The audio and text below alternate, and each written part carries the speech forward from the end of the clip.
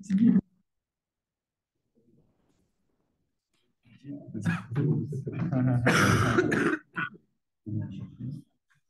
good morning, everybody. It's my great pleasure to welcome Roland today for the colloquium at IAP. Roland is at the Lyon, at the Centre de Recherche, the observatory, of which he was a director, I think, for 10 years, a long time ago. And Roland has been, I mean, took some notes, have been very active in many fields, but particularly he had a great interest in instrumentation and still has, and adapted for large optical telescopes with a focus on extragalactic astronomy. And I don't want to describe everything you've done, but you started with a first integral field spectrograph in, I think, 1987 or so, called Tiger, and then it was followed by Sorod. And of course, as everybody knows, in the early 2000s, he conceived and coordinated the wonderful project MUSE, which stands for the Multi-Unit Spectroscopic Explorer for the VLT at ESO. And it has been a tremendous success. I heard it's the number of proposals and the competition there is much higher than the WST. And it's very difficult to have the time, but it's a wonderful instrument. And it's in operation since 2014. And yeah, it's the most requested instrument that telescope. He published many papers, about 203 papers or so, and also obtained various prizes that recognize his major role in providing top quality instrumentation to the community. So I think that's what I wanted to say as an introduction. Today, he's going to talk about a new project that he is heralding, and it's a post-ELT project called the Wide Field Spectroscopic Telescope. So the WST without the J. And so Ron, the floor is yours, and we are looking forward to your presentation. So you have about 45 minutes or so, and we have time. You let me know if I'm too long. Thank you very much, Pierre. Yeah. Thank you very much, Pierre, and thank you very much for the invitation. It's always a great pleasure to be here, time to time. And so I'm now going to describe a project that we foresee at the post-ELT project. So I see Roland here. It's for the young people, right? It's not for us. But also, it's also interesting for us that have some experience to maybe try to launch ideas and so on that we all collectively will push to what could be a very big project. So,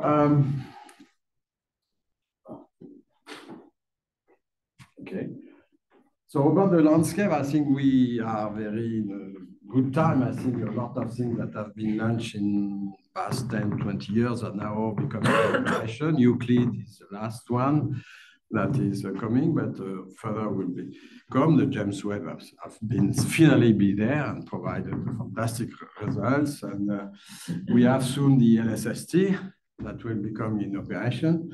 SK a bit longer, ELT soon. Anyway, so all this, most of this facility, including some that are foreseen, will produce a very big wide field imaging capability, very high quality. And this will provide a zillion of images, almost some are like HST image quality with LSST with depths up to a magnitude of, I guess, 27 at the end of the 10 years nominal survey. So this is, I think, a great thing. But this will classify, provide, of course, a lot of interesting information on the source that will be found. New source will be discovered, new classes, more probably. But really to understand what they are, of course, we know that we need the spectroscopy. This is somewhat a requirement.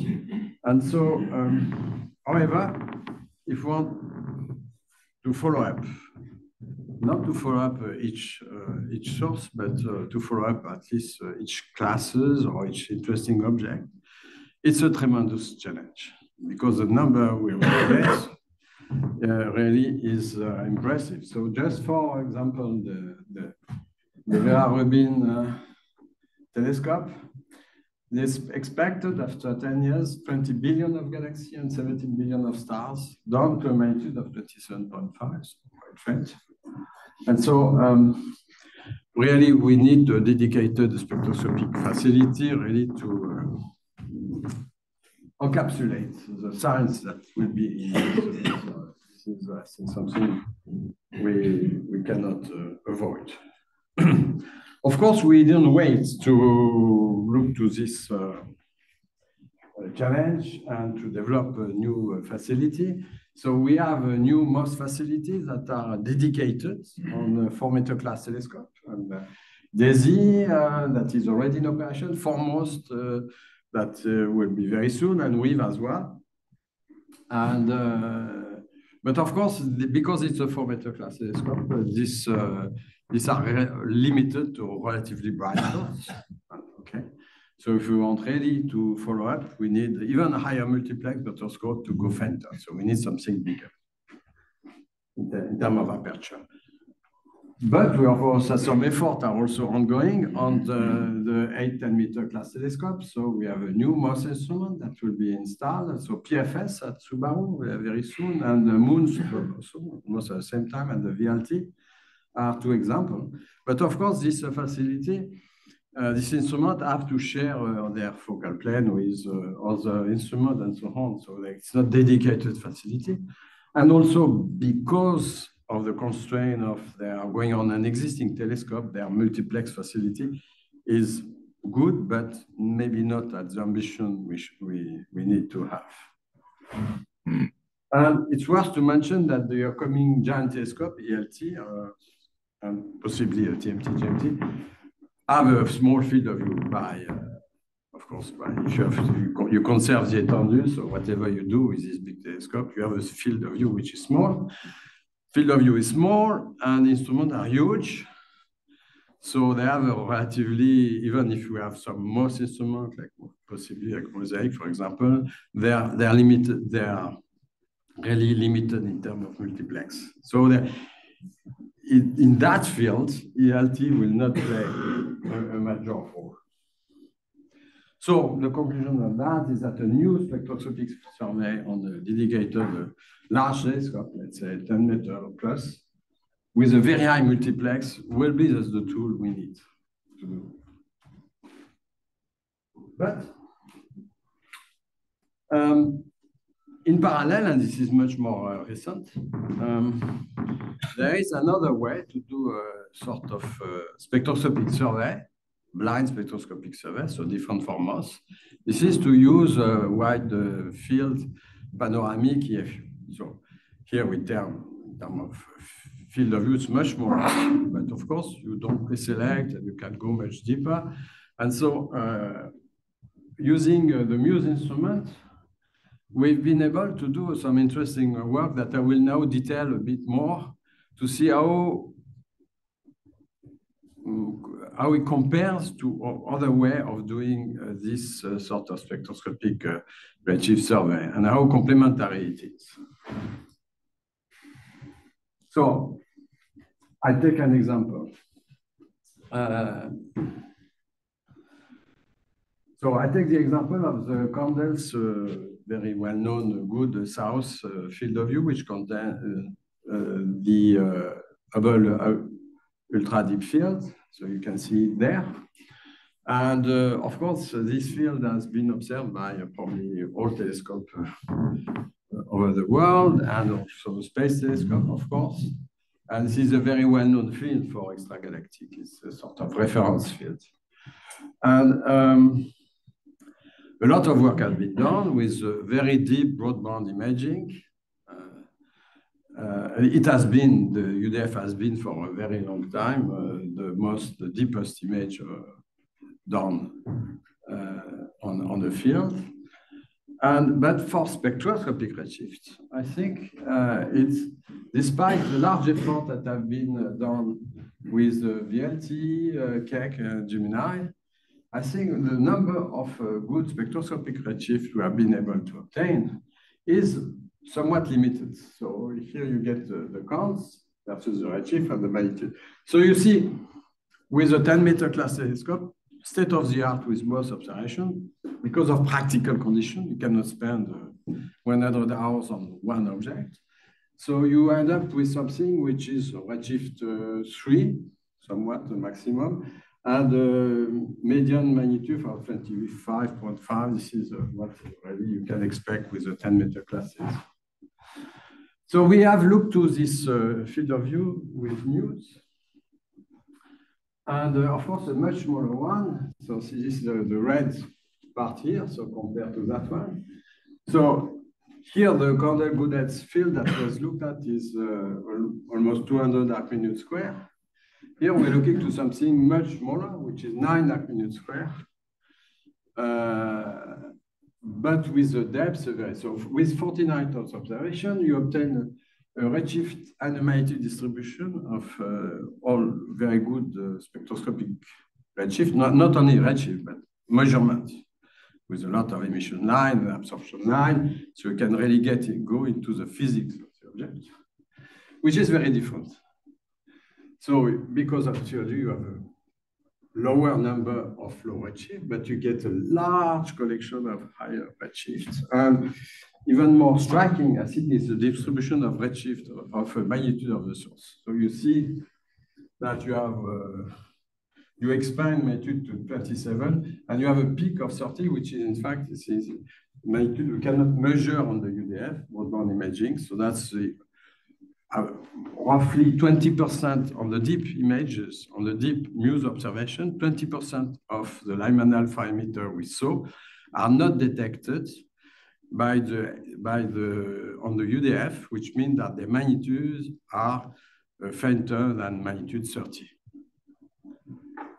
These are a collection of very high equivalent width objects, which produce most of all their light in the Lyman alpha, so very, very faint galaxy in terms of mass, but which have an extremely efficient star formation. And this is really a huge collection. So in a way, it's interesting to look to this both, because with the MOS, because of the big field of view, you get the bright end on the luminosity function, while with MUSE, you will get the faint end, clearly. And also, you complete the distribution of redshift with the low and medium, depending how you define it, with the MOS, and the high redshift you will get with MUSE. So in a way, it's a very complementary and very interesting. But of course, if you have an EFU, it's a bit different because you don't preselect, you get a spectra of everything in the field of view. So first, as I said, you get faint sources that are not visible in deep broadband imaging. So this will never be possible done with. And you have, I think, what I think is the most interesting and one of the most spectacular results of MUSE observation on this deep field is the extended ionized gas emission. And we know why it is important, because of course, galaxies do not live in isolation. They have a strong interaction that we don't understand very well, and which is very important to understand if we want to model our galaxy evolution. And so this interaction with the circumgalactic medium can be seen with which produce a gas which shine, sometimes not really faint, but MUSE can detect it. And I just give you here a few examples. So that's a sort of serendipity observation of a galaxy group where you find at redshift 0.7 a very extended emission of gas. I think it's in oxygen 2, I guess.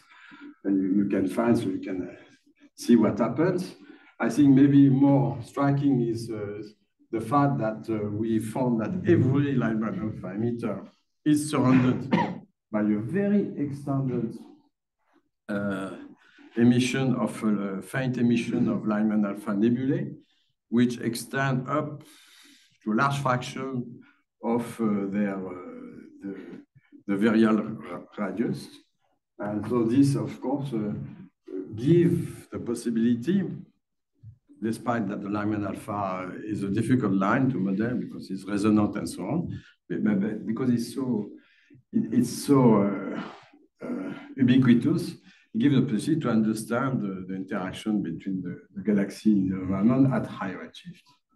And if you even go push further, then you can really push not beyond the CGM scale, but you can go to the intergalactic medium scale, and with the idea that you can detect really the filament of the ionized gas to over scale of a few megaparsec. And when you start to have an idea of the cosmic web inhibition, is something we were trying to look at. Okay. There is a secret code, very important. I don't know that. Because I don't know what will happen. And then last but not least, certainly interesting if you look forward, it's hard to predict the science that we are going to do in 10, 20 years. A fraction, of course, but a fraction is something new will happen. So how you deal with that? You have to open new parameter space. Yes, that's a way. And also an instrument that have the possibility of serendipitous discovery is important, and the EFU can do that. So a large field of view interactive spectrograph for the dedicated 10-meter class telescope still is very interesting and will have a huge scientific impact even in the future. But the question is why you don't do that. So you just expand MUSE as it is on the VLT, and there is a practical reason why it's not possible. So this is MUSE, a field of view. So I think we should do something like that. Let's say 10 times bigger. So let's push 3 by 3 so 9 times in terms of field of view. And that's a field of view of MUSE. So there will be in a few years blue MUSE. I will extend that. Of course, we want to do that in one go. So 2 channels. Okay. So that's what we do. But now look to the instrument. So that's MUSE on the VLT. MUSE is there. And it filled completely the Nasmith platform. In fact, it was a bit too big. So we had to expand a bit the MUSE platform. So if you think that you put an instrument that is 9 times field of view, 2 times in spectral range, it will not fit in clearly. Okay. So we want to go to the next step. So the big things. Sorry? How much bigger will it be? It will be, well, 10 times bigger. 10 times bigger. And at least. So then we think differently. So we don't build a telescope with a few focal plane and try to put the instrument there. You build the telescope around the instrument, more or less. You build a facility. So WST, the Wide Field Spectroscopic Telescope, is really a proposal to join the 2 complementary approach by building a dedicated facility with an advanced MOS and a giant panoramic IFS, both working in synergy. That's really the idea. So we merge the 2, this MOS approach, the more recent EFU approach, in a dedicated facility to advance a number of key questions in science. So Wide Field Spectroscopic Telescope has been already discussed a number of times, and it is no surprise, it is in the roadmap of the European astronet. So it's one of the 3 facilities which is forward and ground-based as something really that is needed, but it's also in the other roadmap. It is in Astro 2022, the US, in the Canadian, in the Australian, and many others. So it's there, and because it's somewhat obvious that we need such a facility. So the project, in fact, started some time ago in 2016 when the ESO launched a small project to think about the future of MOS, a working group, which was led by Richard Ellis. And it was a small group, but they already think about 10, 12 meter class telescope with a wide field of view, 5 square degree, and with a MOS. And they were thinking, yeah, maybe we can put an IFS. It was not so clear at that time, so it's a priority too. The project was stopped at ISO due to the lack of resources and to the need to focus on the ELT. It was nevertheless submitted in the context of the Astro 2022 US Decadal Survey, but as you know, in terms of ground-based astronomy, they have a few other things to solve before, like the TMT and GMT, and so it was not recommended. They recognized the need, but was not recommended by US before the next Decadal Survey, which will be in 2030. So anyway, there was the possibility to ask for some funding at the European level on Horizon. There is an Horizon call, which is every 2 years on infrastructure concept call, which perfectly fits what we want to do. So I led a consortium, mostly, so not ISO was part of it, but not led by ISO because ISO is focused, as I said, on the ELT. And so it's already a community project, which I think is good at that level. This is a consortium that was put together, a lot of European partners, as you can see, ISO included, and also our colleague in Australia. And the reason is that Australia is a strategic partner of ISO, so they are now have access to the VLT. They're paying for that, but it's temporary, so they have to become a full member. And to become a full member, they will have to pay a fee. And they are seeing that contribution, in-kind contribution to the WST, of course, will be more easy to sell to their government if some industrial support is around it, like a bit, for example, Vista was the thing that was developed when UK joined, similarly. So there are, and of course, in their science, they have a lot of interest in MOS and more recently in IFS as well.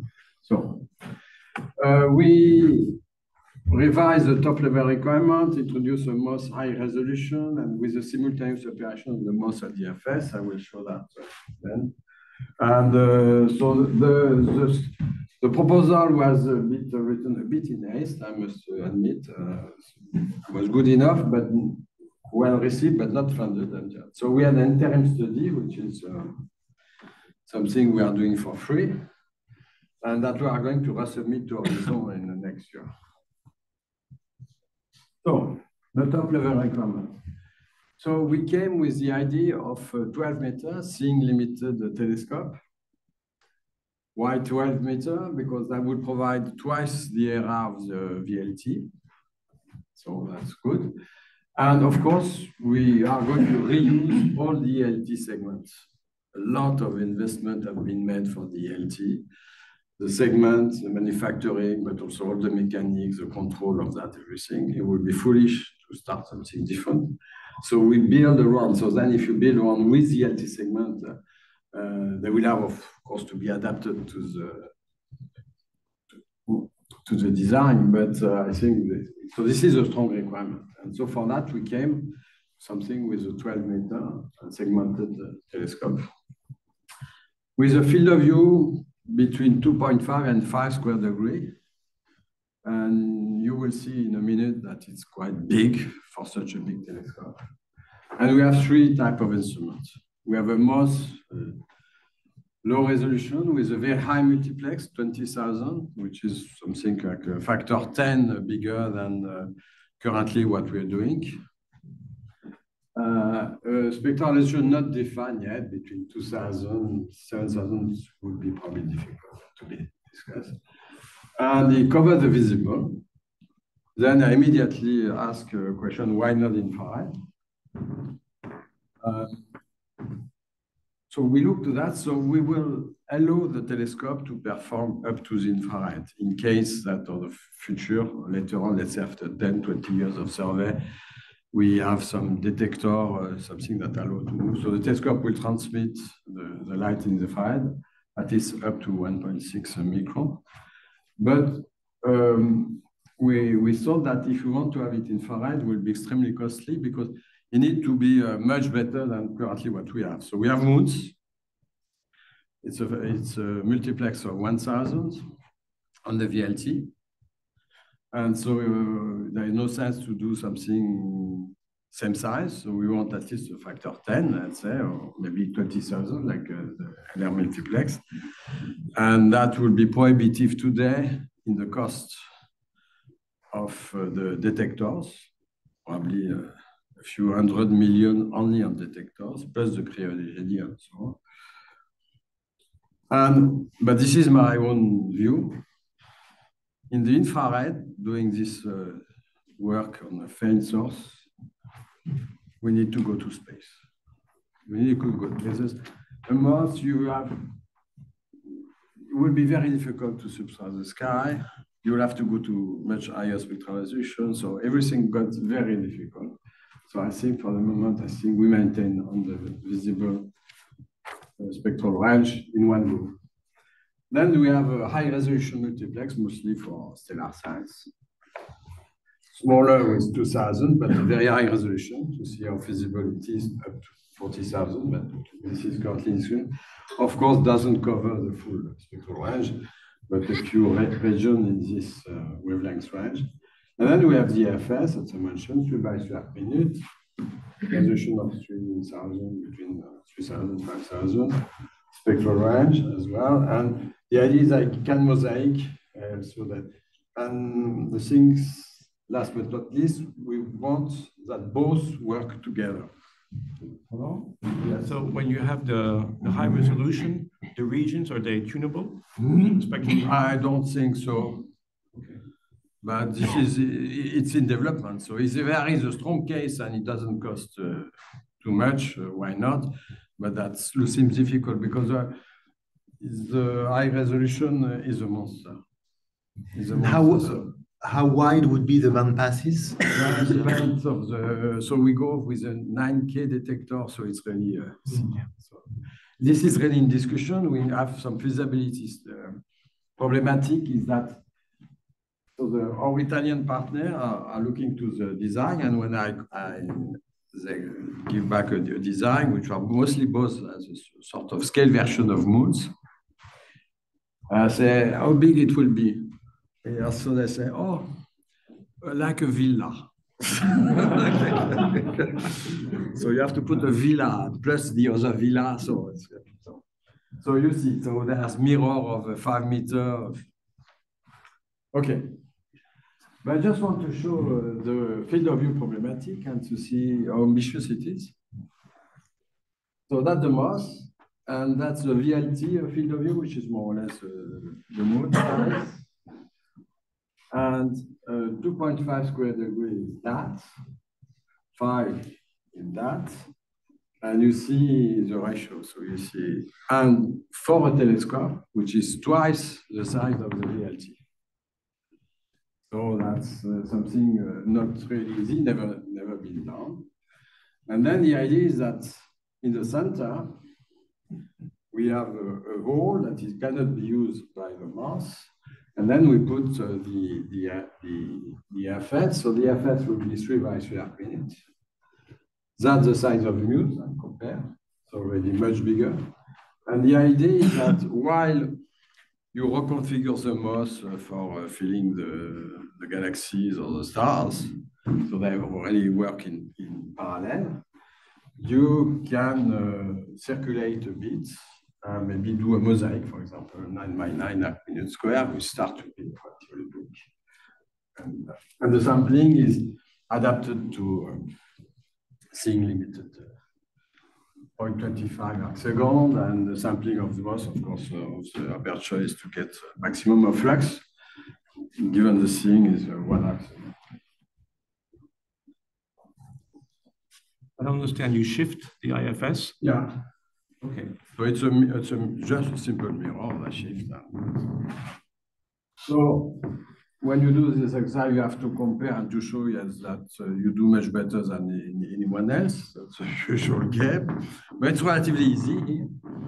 So I think the straightforward comparison is you look for telescope aperture with respect to the MOS multiplex, because at the end, this is what is important. And then the area of the point is proportional to the étendue,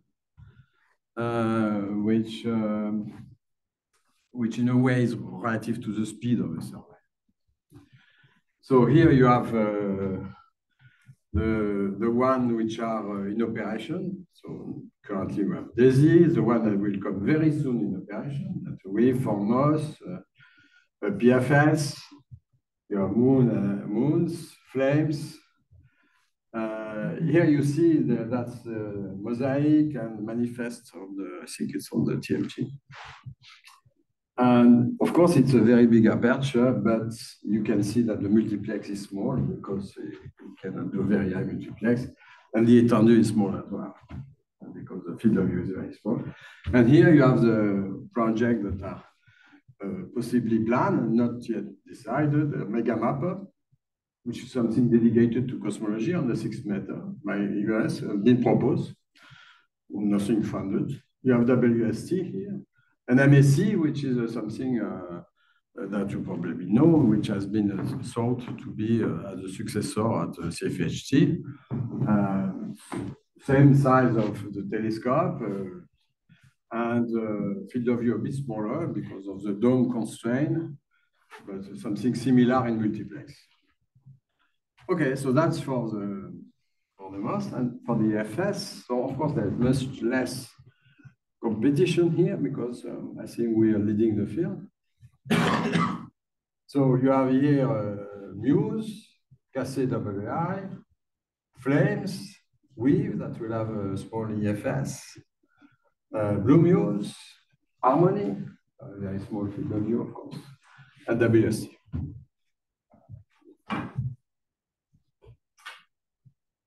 So we're looking currently to optical design, and one of the things is to capture this very big MOS field of view and get simultaneous operation with the IFS. Not really an easy task, but at least it has a challenge. It has a lot of thinking has been done recently, and I think we are making good progress. So we have one Cascade example where you extract the field of view for the IFS with this sort of long path, and then you can get the field of view for the MOS. The MOS will be there.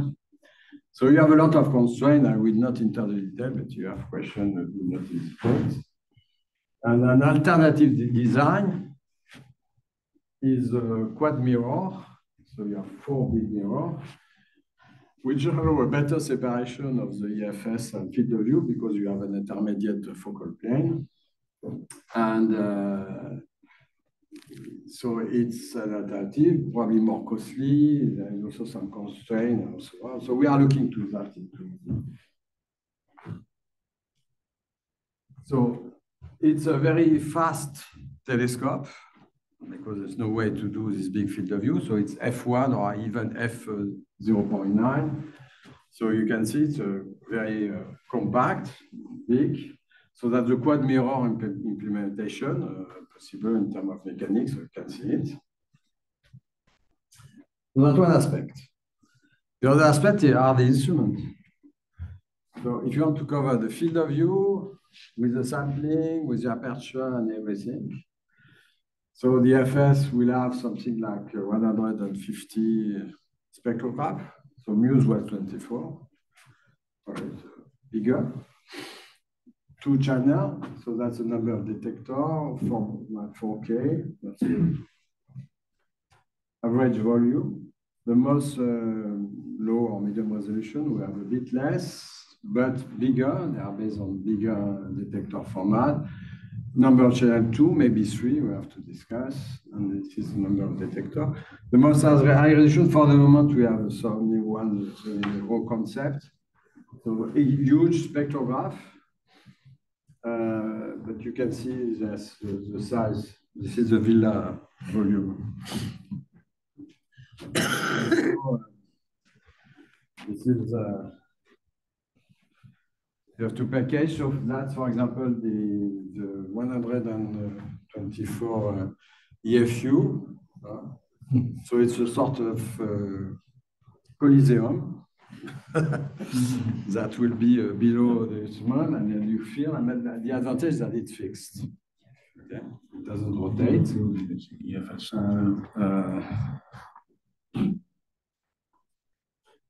And then if you put all together, that's the telescope, but then you have to put a lot of things below. The coliseum of the FU, the small mansion of the high resolution and the low resolution. So that's big. Fortunately, it's not as big as the VLT, but it will be definitely bigger than the VLT. It's very preliminary, but nevertheless, I think it's a big thing. What we can do, a lot of things. So I'm not going to detail all the science case. It's currently under discussion. We are going to write a white paper on that. We had already a few meetings with the community and get a lot of input. So we are trying to identify what are the, let's say, the killing science case, but there are many. But just in terms of, so that's for the high resolution mode, for example. This is currently what Gaia is providing. And of course, as you know, fantastic result from Gaia on their mind. And that was from the main sequence star, what will be provided by Foremost, and that's for the red clump. So it will extend much more these, but you still really a bit nearby. And of course, if you go with a 12-meter telescope, you extend that from much. And you can get a lot of science on the halo, on the cosmology, of course. You know, they like large statistics, very high precision of measurement of redshift, and what you can do with that is many things, but one example is dark energy equation of state, which seems to be that going to higher redshift will be able to probe a very different model, and this is something which is not possible today, so we're working more to redshift 1 with the current facility, and if we can get much higher number, we can really get much higher precision on the Hubble constant, as you can see here. And this will allow a number of important results to get from such a survey. And here, for example, on the galaxy itself, of course, various things you can do. So, for example, you can do a large-scale survey of the large-scale structure. And because of the large multiplex, you can, and the fact that you can probe, you can get a large number of galaxies to trace directly the cosmic web. So that's one aspect, obviously. But the second aspect is because you go faint, a number of galaxies can be used now like a quasar was. So you can get all the AGM tomography by looking to the absorption line in this galaxy, which are, of course, much more dense than the quasar. So you can recover the AGM tomography. That's one aspect. And you can, at the same time, and for free, while you're observing that, you do some, that's the real observation done with MUSE. This will be done much, but this will be done with a mosaic of 9. Observation with MUSE, much longer. It will be done in one go and much shorter. You will have also the emission of direct emission of the filament, and also a lot of galaxies. So you go the faint, which allow also to probe a different scale, a small scale structure, which is also interesting to understand, plus many things. And time domain astrophysics is something which will probably become more and more important in the coming years with the number of facility, and where the field of view of such the WST is somewhat comparable to, for example, what the Einstein telescope will have for the detection of gravitational wave, start to be similar. And so you can imagine that you can do a follow-up of gravitational wave element with a spectroscopy. And that's, I think, and there are many other things also to follow. Of course, the LSST will provide tons of source to look at. And so this is something that we are looking into as well. And just a few so in 5 years, just 5 years, so certainly not the duration of this, but just to give an example, the MOS resolution could provide 250 million galaxies with spectroscopic redshift over the entire accessible sky, and 25 million of stars over the entire galaxy and the local group. The high resolution will provide 2 million stars, but with very high resolution, brighter stars. And the IFS, that's more difficult, but so we can just do the number of spectra profile. So in 5 years, the IFS provides 4 billion of spectra in various fields of various environments. Very low density field, galaxy, star cluster, galactic field, etc. And from that, for example, I just do a short computation. So compare to all the effort we've done on the Hubble deep field observation with MUSE. So you can see what we have been able to get. If I remember, something like 1,000 and a few hundred Lyman alpha emitter. From that, they deliver already a lot of interesting results. Here you will get 70 million of Lyman alpha emitter, covering the redshift 2 to 7, down to a magnitude of 39. And for example, if you look to the high redshift, for example, you will get already 700,000 Lyman alpha emitter with redshift higher than 5, where you can look to the end of realization. So we foresee WST as ISO facility, and so that's just a reminder. For such a costly thing, we must address the need of a diverse community, and I think this is what WST is doing with the cosmology, extragalactic, galactic time domain. So I just try to remember to some people that it's not an experiment, so we have to do some compromise. And we also need to remember that we start. That's not something I will start tomorrow, unfortunately.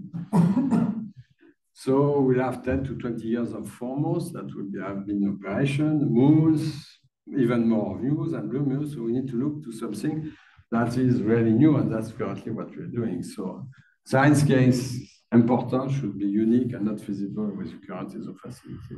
So MUSE buttons are important to capture. And of course, we don't build today, we cannot build today a telescope that we've done like we've done in the past. We have to take our task in terms of reducing the carbon impact. And so we have the opportunity to do that from the start. So some preliminary computation show that the hardware, the building of the hardware, something we are not going to do a telescope without glass. And glass is not something we know that produces some carbon impact. But this is the operation, long-term operation that consumes the most. I think currently, 5 years of operation in terms of carbon impact is equal to the building of the facility. So we need to look very carefully to that. And with, for example, 500 detectors, the cooling of that, so to have a cooling which is very efficient in terms of energy, is certainly something we want to look at. And there are various ways where we try to minimize from the start, make choice in terms of design choice in a view to minimize this. That's absolutely I would say, obligatory. So where? Obviously, it will be in the south, and there's many benefits to be in the south. So we have ALMA, we have the LSST. So I think it's obvious to be in the south with no we are going looking to Paranal, and most likely will be in Paranal, because there's many reasons to do that, cost reasons, efficiency, and so on. And Paranal is a very good site. And there's still a few peaks left in Paranal. So we're looking to them. So we have one in called La Montura, which is nearby the VLT, La Quira. We have, so that's the portion of the Paranal Amazones concession limit. We have two other which I think are also interesting, which are a bit outside. So we'll need a negotiation with Chile, but probably still possible. So we're looking to this site. One thing that we have looked at is that it's a seeing limited instrument, so, but there is a lot of laser there, and we're working in the visible, so we don't want too much pollution, what we call laser collision. So probably this site is a bit too nearby the VLT. So this is one possibility, and these two as well. So we're looking to the number, we have started to monitor. The other aspect is energy, because we know so. And luckily, I think ISO has decided and has built a panoramic solar plant that can be extended and that produce a lot of energy. Of course, you have to use the energy during the night. So there's many work to be done there, but I think still it makes sense, of course, to look to Paranal. So it's not going to be an easy operation, otherwise it won't be classic. But nevertheless, technical challenge, we are very convinced that it's much less difficult than the LT. It's a much smaller telescope, and you see difficulty scale with the mirror. The size of the mirror, the size of the instrument, really scale with the linear size of the mirror. There is no adaptive optics, because for such a big thing, film doesn't make any sense. We are going to reuse most of the LT design and technology. So we think it's a term of technical challenge. There are, of course, a few, but not so much. Sustainability challenge, this is something relatively new for us. We need to develop a methodology to get there, but I think a lot of people are convinced that we need to do, and young people are keen to work on that. Operation challenge, of course, operation challenge, multiple observation, various instruments working at the same time. We are also, maybe it's a sort of change of paradigm. It's a survey telescope. But I think the foremost operation that will really help us to understand how we can play with that. And so. The last possibly is the cost challenge, because we think that the states currently, given the economy, given the many political things and so on, as you know, the states probably are not ready yet to pay another ELT. So we think about such a facility as a sort of a mid-size, a bit like in space you have this operation, large, smaller scale. And so we have a target cost, which is half of the hardware cost of the ELT, which is more or less $500 million. And we try to see if we can build a facility into that. When you build a facility, this is very different when you build a telescope. So when you build a telescope, you say from the start, okay, I have 1 billion, I put 600 on the telescope, 400 on the instrument, then you work on the telescope, then the telescope costs 900 at the end, and you have nothing left for the instrument. We say, community will solve that, and this is currently what happens for the LT. And yes, community solves that and some further, but it delays a lot. When you build a facility, everything needs to work at the start. So you need to see how you use your money. Did you put all the money in the telescope, or did you put more instrument? How you play with that? We can also maybe attract new partners as well. Well, that's in construction. So we have a large science team, not we are approaching the Euclid size. So I don't know if it's a good. So 500 members, yeah. And so we have divided in 4 working groups, but of course there's a lot of link between cosmology. And you have some people that you already know that are leading this effort, but galactic, time domain, and galaxy evolution. And yeah, so next step for us is to write the WST white paper. We want to publish early next year. First conceptual study, first cost estimate, round of trade-off. Write and submit a funding proposal to the EU Horizon program that's due in March. And if it's funded, then we have 3 years for a full detailed concept study where we'll do a proper cost estimate, trade-off, and so on. And the idea is at the end of this concept study, the project politically develop and become the possible next ISO project, and that will be led by ISO. It's currently led by the community. And so, yes, so if you're, there is a secret code, but if you are interested, so you know the secret code, but it's probably not important, is that the scientific, especially all of you, the one that are more experienced, but also the young people, because this is for you that we are thinking about that. Please join the group, provide ideas and so on. And so we collectively build up that in the coming year that can become a new facility for all of us. Thank you very much.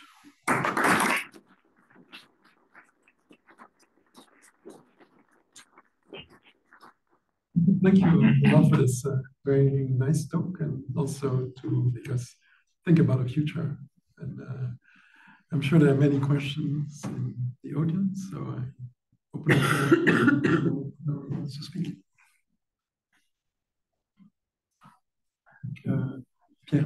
So how do you view the technical challenge about the fibers positioners? I mean, because it doesn't scale linearly with the number of fibers, right? Yeah.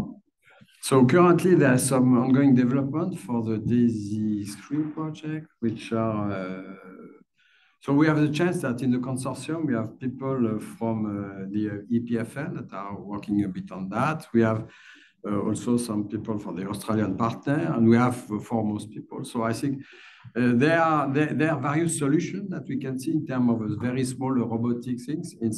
One of the limitations is really not, well, it's in a way coming from the fiber. It's coming from the fact that you need a corrector, which is a lens. And currently, it's very difficult to have a lens more than 1.6 meter. And it's really the limitation. So you have to put everything plus the F ratio that you need to fill the fiber. So we're working on that. And next week, we have a so-called Buzzy Week where all technical people and scientists will be there to extend on that. But doesn't seem to be really a showstopper. And so...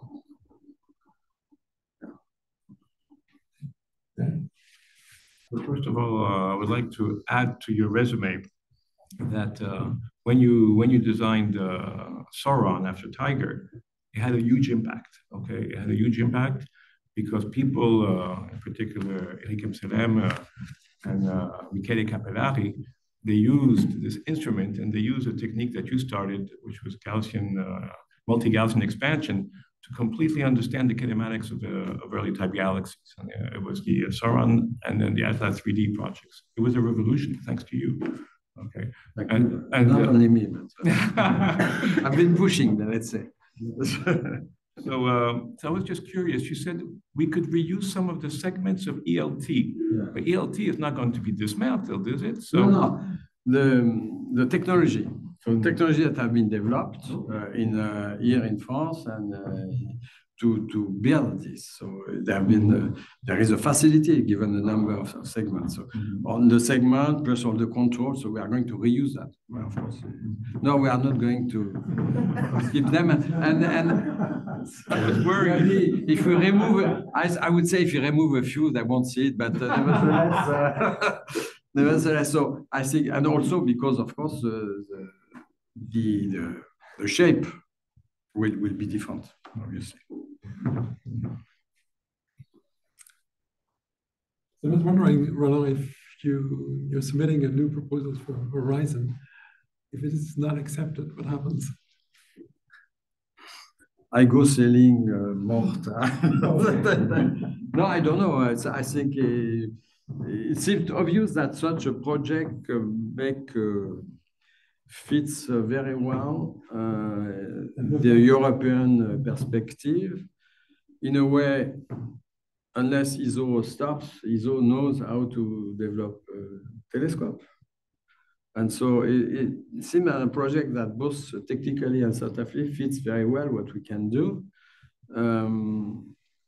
So it should be done. If it's not us, maybe US, maybe MSC, I don't know.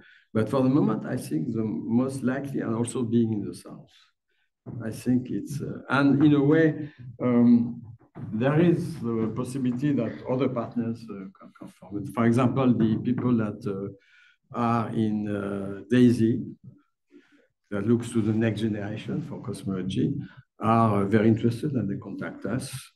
And so it's possible to open to new partner. In terms of, so in a way, I think it's needed. If it's just a few million, maybe ISO can fund such a study. I don't know. Currently, it's difficult. Let's see. But we're going to win. I'm sure you will. Now, also, I would like to stress that for the first time for this kind of facility, it involves a completely new community. It's much larger. That is the one of transients. And usually those are not involved in multi-object spectroscopy study. Those are focused on galaxy surveys and cosmology. Instead, in this case, behind there is a much larger community than multi-object or IFU instruments used to be proposed before. And this includes since the beginning. And this is a community that is of a certain weight also in Europe and number. And is really, the spectroscopy is really the bottleneck of the community at the moment. So it's really needed. There is really this need from this part of the community that is not the usual community behind such facilities, but it will become. Yes. Thank you for your talk. I have very naive question. I was wondering, since the high resolution mode, it come to 40,000, is it planned to, or even is possible to this facility will be used for exoplanet area? Well, it can sort of independent. So what can be done is maybe to make a systematic follow-up review of the stars that all that to get their properties and so on. If you want to go to the exoplanet, really on radial velocity, you have to go to very stable, much higher spectral resolution. This is very, to my point of view, incompatible to have a high multiplex. And it's not so obvious that it will have a key role directly, but to monitor all the stars that can hold this, I think could be useful. Of course, because if you add everything, you need a stable instrument, everything. So that's, I think, the stability is very important. The stability, but then you must realize it's a huge telescope, and with such a multiplex, 2,000. Not sure you get 2,000 stars to look at in this field of view as well. You mentioned MSC at CFHT, and it's also a MOS on the 10-meter class telescope. Are they complementary and that's realistic to those two? Yeah, I think we invited them to our meeting, and so they call us MSC South. Yeah. MEC, I think the problem of MEC, so it's very complementary, and there's certainly space for two facilities. If at the end, I think we need at least one. They have a different focus, a bit. A lot of science is similar, but they have no EFU, because probably they have much less experience in EFS that we have in Europe. And maybe also the US community is maybe less pushing to that. And but they have added the infrared, which I'm not sure, as I said, a number of questions on that. So in a way, if it's built, it will be complementary to us. As you know, MSc is facing political problem in Hawaii that probably make any decision on MSc much later.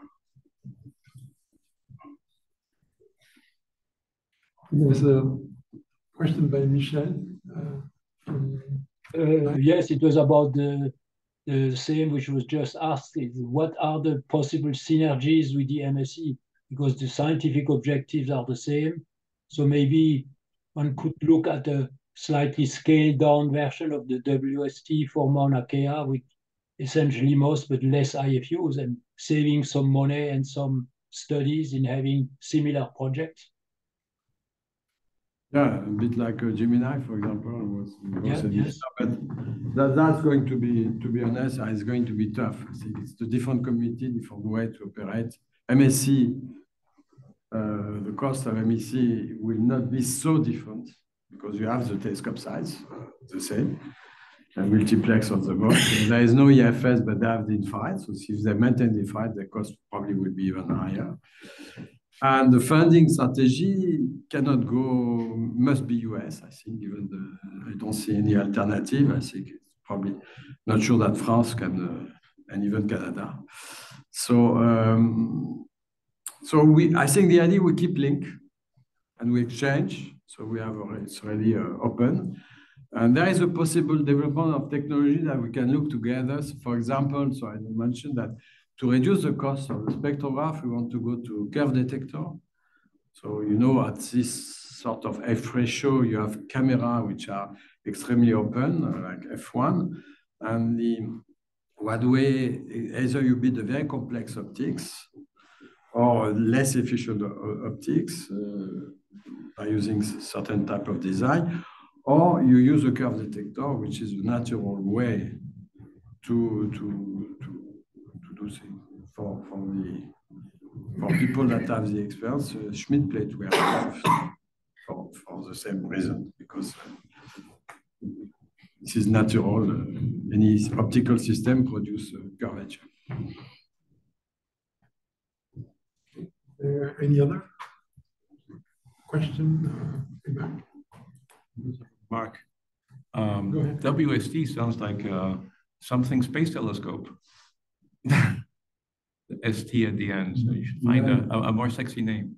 Yes. So when I asked the name, I did it. I asked a vote for people, and people say, "Oh, it should be like the 3-letter, like because there's a VLT, the ELT, because it will be an isopacity." So we came, and again, there was no much choice. So I've done it demo track. I didn't choose the name. Next time I will choose it. But it's really a problem for the web research, because if you type WST something, it's JWST that appears automatically. Sure, and maybe we can change it. It's too close to Webb Space Telescope.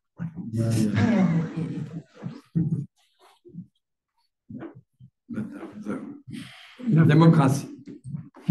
Change it.